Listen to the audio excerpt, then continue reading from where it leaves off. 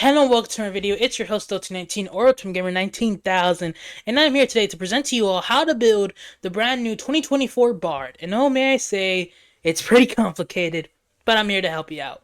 Boys, we'll start to make sure to like, comment, and subscribe if you want to see more guides and tutorials for the new 2024 stuff. So yeah, let's just get right into it. To start off, the species. Yeah, this kind of sucks, but I feel like looking at the backgrounds, human is probably gonna be your best choice for bards. Now, I do know one of the things like a lot of people are excited for is like, oh, I no longer have to pick human or blah or I can now pick like any species I want because humans no longer as powerful. But with backgrounds just being really annoying and tough and alert, just being such good feats and musician too, it's really hard to just not pick human for some builds. Like for monks, they're struggling. Oh, I just want to take I like many monk players, including myself. Like, oh, I probably should take human to get tough because then it fixes my issue. I mean, yeah, and I think human here. I mean, you can either take human to get musician, which is a very powerful feat, or human to take tough for your melee focused bards. Which there are new two subclasses that are completely melee focused. So you probably do. There probably is a good reason to take tough, and yeah, it does suck. But again, with the backgrounds, it's just backgrounds is such a I don't want to say bad, but it is a bad system. Limiting players to such binary choices is so annoying, especially when they've had freedom before. Why take away the freedom when it only made the game better? Whatever. That's another thing. Now we're gonna get into backgrounds. The best backgrounds you can pick for bards, in my opinion, are merchant and entertainer. Quick PSA on entertainer. You can increase your you can't increase your constitution with it, and with merchant you can't increase your dexterity with merchant. So yeah, those are probably the best backgrounds you could take as a bard, especially when you come into like the feats they get, because merchant gives you lucky and entertainer gives you musician. You know, those two are decently good. Merchant is very powerful. So I mean, no, musician is very powerful, not merchant. So yeah, overall, it really depends. I feel like merchant is for more like spellcaster bards. Entertainer is more like melee focused. I feel like if you're taking entertainer, you probably should take human to pick up tough. Like I feel like, which, I mean, musician is a, because the thing is like, I mean, this is a video where I do discuss like build guides, so you know I can go over this. Like it's gonna be small. I'm like, cause in the end of the day, there's not many species that really benefit the bard very well. I mean, yeah, getting a flying speed will always be nice, but like it's not so damn useful. Like yeah, having a fly speed is nice, trust me. But again, at the end of the day, you could just like misty step. So I don't really. It's not that much of like, oh, I really want that. I mean, dwarf. You'll be taking dwarf for the same reason you'll be taking human to get yourself more HP. So gnomes. I mean, the advantage on all mental saving throws is good, but that's just good for everyone. So and also tough is just nice. I mean, yeah, I can't. I mean, elves, tieflings are. I mean, tieflings are really bad in my opinion. I'm sorry, I cannot see myself playing a tiefling. They are. Ugh, it's rough. It's rough playing a tiefling. You only getting like two spells that are monicum, like barely good, and damage resistance is nice, but I feel like tieflings got a really short end of the stick. I feel like they've always had a short end of a stick, but that's just my opinion. Yeah. Aside from that, humans really the only species you would want. So as a bard, so it does suck, but like it just allows for less fun choices or like less. Because sometimes when you're like optimizing character, like oh I don't want to take human again. Like I want to do something fun. I want to like play a fun species. I want to play like a random one. So yeah, for bard it does kind of suck. You're only limited to playing that one species. And Bard seems to be the only class that's really limited to that. Because with the monks, there's like 15 you can pick. Fighter, fighter can play any species with efficiency, so it doesn't really matter. Yeah, it just sucks. Yeah. Now we're going into feat structure, and again, this is really weird because the bard seems to be pretty all over the place. I feel like at level 4, my best general advice I can give you is a +1 to your main attacking stat. May this be your charisma or dexterity. That's up to you and your build. At level 8, I would probably recommend Warcaster to gain yourself a +1 charisma if you're if you really like spell slinging and really that's like your main bread and butter. Warcaster is probably a good pick. You don't need Warcaster to be a Valor Bard no more, so don't worry about that. Or a +2 to Charisma or Dexterity, just max them out from level 4. And then at level 12, honestly, it's kind of like pick your favorite. You could increase your Constitution. You could take Warcaster if you didn't take it at level 8. Because I feel like even the melee bards can still get good use of Warcaster. Being able to, what is it called? Being able to have advantage on concentration checks, which they will be getting hit decently often. So just having that is probably pretty nice. The Dance Bard, however, does have some features that really help with that. I mean, at higher levels, you do gain access to Shield thanks to Magic Initiate, which is a feature. So yeah, overall, I think that's probably that's probably the best progression I could think of. For other just general feats like Fey Touched is very powerful, very good for a melee focused bar too, because you get hex, you can just hex someone then barrage them. So yeah, Fey Touch is going to be very powerful. Ritual Caster, also a good one. Poisoner for dexterity based bards can also be pretty nice. I can't really think of any other feat that's really calling out to me. They can't use green. Well, with Valor Bard. What? Wait, hold on. Valor. Let me check Valor Bard proficiencies real quick. Cause I don't think you get proficiency of every martial weapon, no.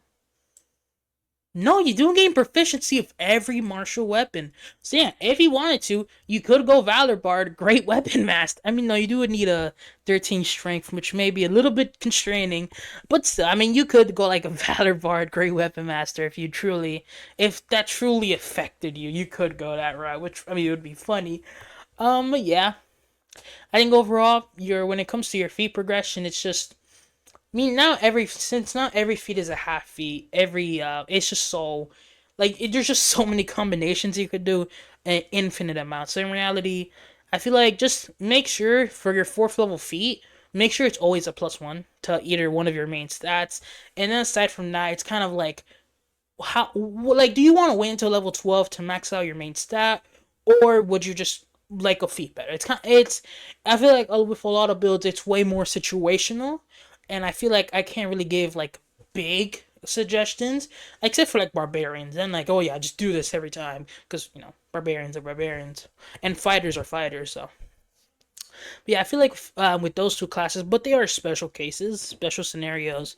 So yeah, overall, it's really interesting. But now, to get into the subclasses, because we've spent around 7 minutes yammering about everything, now let's get into subclasses. Now, the first one is the Dance Bard. Now, the Dance Bard in the playtest was very broken. And as a bard, and the Dance Bard came out in the same playtest as the first version of the Revised Monk. So I was very mad, because the Revised Monk was hot garbage, and the Dance Bard was a monk, but genuinely just better. Now I feel like the Dance Bard is not better than a monk, but it still gives you that unarmed combat flavor, but it doesn't overshadow the monk in my opinion. Our first level feature now allows us to gain advantage on charisma checks that involve dancing. So I mean, I guess if you're going up to a merchant and be like, "Hey, take off 5 gold and I'll do a little dance for you," you gain advantage. So I mean, yeah, yeah, that's cool, I guess. Yeah, I mean, there's nothing else. And also, we have charisma based on armor defense, meaning our armor class is 10 plus our dexterity modifier and our charisma modifier. So it's the same as the draconic sorcerer, and the draconic sorcerer is pretty good. Its armor defense is really good. So overall, I do like the bard's version. I mean, yeah. Also, I mean, like you are a dancer, so it probably is nice to have not having a bunch of armor on top of you that's kind of weighing you down. So yeah, I do overall like that. Now, our next feature is it's an interesting one. Basically, every time we use a bardic inspiration as a part of our action, bonus action, or reaction, we make an unarmed strike at the same time. Which, at level 6, we do have a way to consistently get reactions, meaning this bard is going to be doing pretty consistent reaction attacks. And yeah, we don't have any extra attack either. So this is kind of our only extra attack. Which, I mean, at level 3s when we first get this feature is pretty bad, but as soon as you reach level 5, it's a lot more bearable. Especially since at level 5, you can now turn spell slots for uses of Bardic Inspiration. No action required, no action, bonus action, reaction, you just do it. So yeah, I mean, yeah, at level 5, this feature basically just becomes like extra attack if you're willing to just blow your spell slots, which I mean, Bard spells, so take that as you will. But yeah, overall, I think it's a very interesting feature. And I mean, yeah, it just kind of promotes you using your bardic inspiration for stuff. And then, yeah, so I guess you do kind of do gain a bonus action punch to the face, which is interesting. And also, your unarmed strikes can use your dexterity modifier, which is nice. And the damage they do is equal to your bardic inspiration dice. So yeah, it does scale better than the monks, but not by much. And also, the monks' volume for attacks is exponentially better and bigger. Maximum the bard's making 2 attacks. Maximum the monk's making 6. So yeah, it's not that much of a issue. Now at level 6 we gain 2 pretty nice features. Our first one basically allows us when enemy ends their turn within 5 feet of us, we can use a reaction and a bardic inspiration dice to immediately move up to half our speed, and we can have an ally do the same, neither of us provoking opportunity attacks.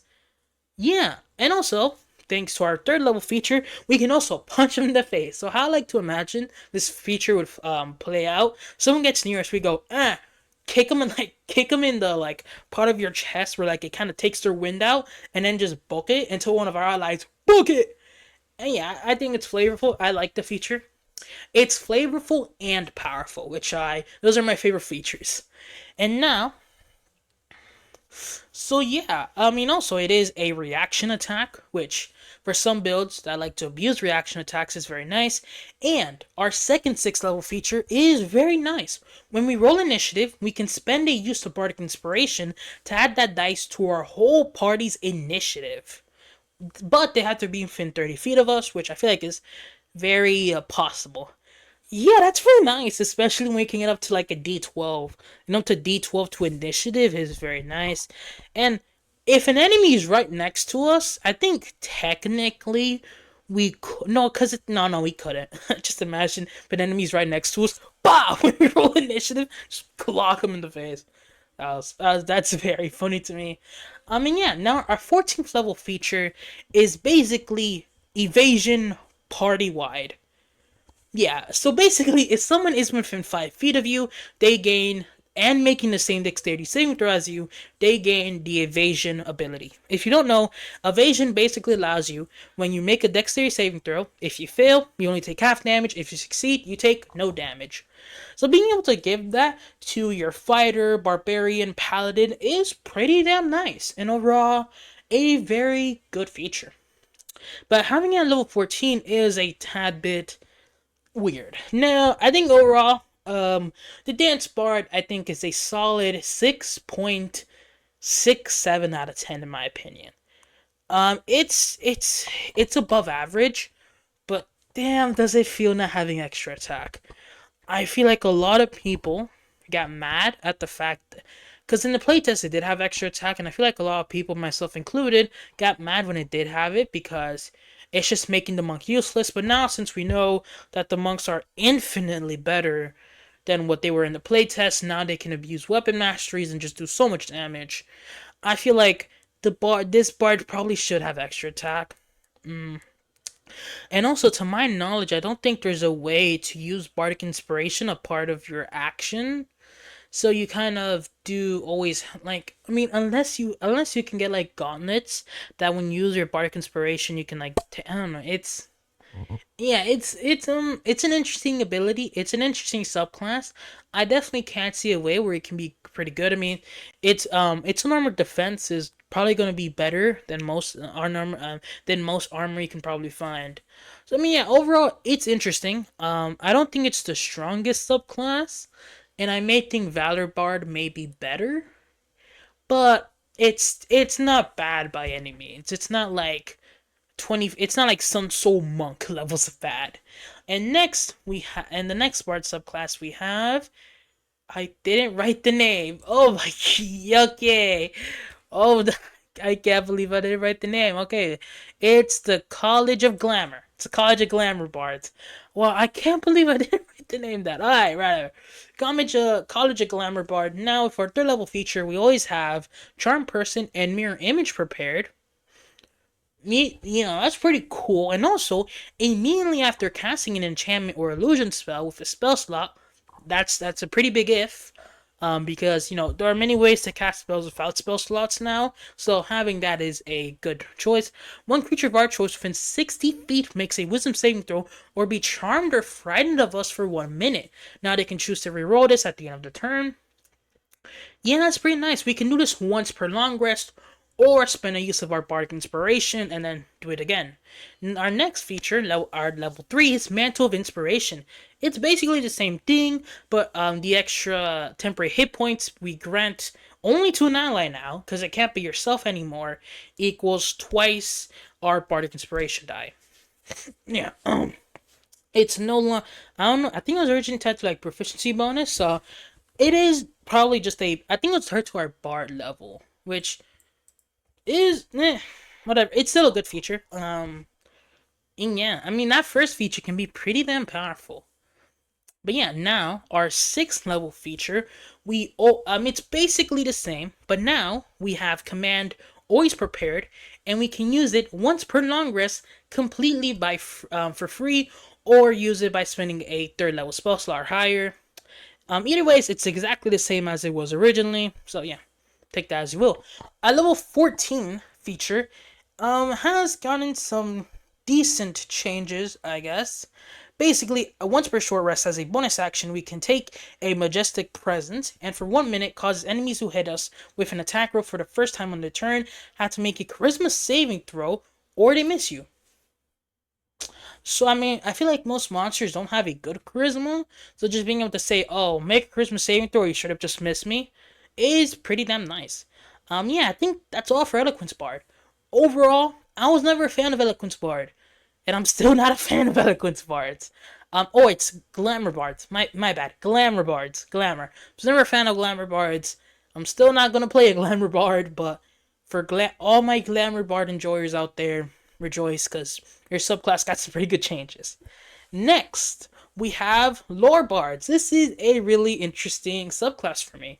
I remember I once had a NPC enemy that was a Lore Bard and nearly TPK'd my whole team, my whole party, because I think they're like level 3, and I think they're level 4, and I gave the Lore Bard Fireball, so I just threw like 3 fireballs at them, and with some homebrew rules where if you roll a natural 1, you take double damage.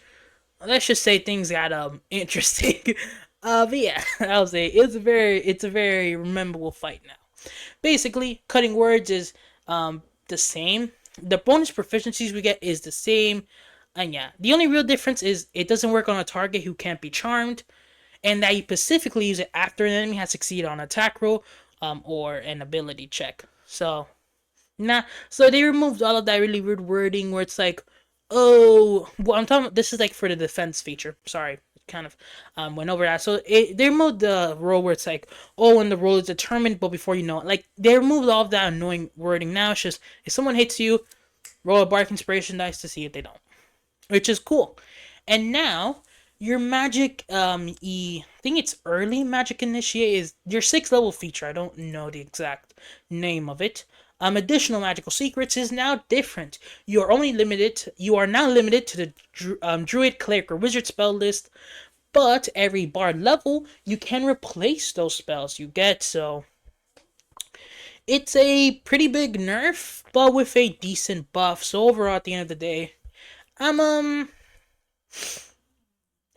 I'm fine with it. I mean, it's still a very good feature. Don't get me wrong; it's still powerful, but I mean, in 4 levels, you're just gonna gain like permanent access to the full spell list. I mean, hold on, but you do learn these new spells, so it's are additional spells you are learning. Yeah, I mean, it's still good. Don't get me wrong. Our level 14, we get Peerless Skill. It basically now works for both ability checks and attack rolls. Um, yeah, I mean, as a Lord Bard, you probably aren't making attack rolls. You probably are making spell attack rolls. But yeah, overall, just a buff is always going to be nice. Next, And also, if you do fail, you no longer lose it. If you do fail, you no longer lose the Bark Inspiration Dice you would use on the feature. So yeah, whatever. Not a ton of changes for the Lore Bard, but still pretty solid. At the end of the day, I don't think the Lore Bard really needed much help, but it did gain a pretty decent nerf, but it then gained some small buffs, so yeah, I'm fine with it. And now we have the Valor Bard. Rest in peace, Swords Bard. If you probably already know it, Swords Bard did not make it. But the new Valor Bard is pretty nice. We still gain our proficiency with medium armor, shield, and martial weapons. Um, but also now there is a very massive buff here. Our weapon we use as a Valor Bard now counts as our spell casting focus. Holy, that's so nice.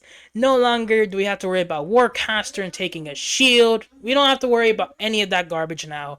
And we can just don't, because it was such a small, annoying thing that just completely destroyed the flavor of the Valor Bard. I mean, the Swords Bard have it. That's why no one ever played the Valor Bard. So now it's just so much better that we have it. And now, your 6th level feature is so much better. Your 6th level feature is basically just the Blade Singer's extra attack. Oh, I'm so happy about that, man. Blade Singer's extra attack is one of the most broken features in the game. And I really just appreciate that they made that one small little change. And overall, it makes Valor Bard pretty alluring, in my personal opinion. Now, looking at the Bard spell list, you don't have many cantrips that are very powerful. But if you do take one Warlock level, you can gain Eldritch Blast, and that's Eldritch Blast. And also, your 3rd level feature, you can now they can now increase their armor class after getting hit. So now they know if it hits or not, which is overall just a good change, meaning they don't have to waste it on something that may not hit or whatever garbage like that.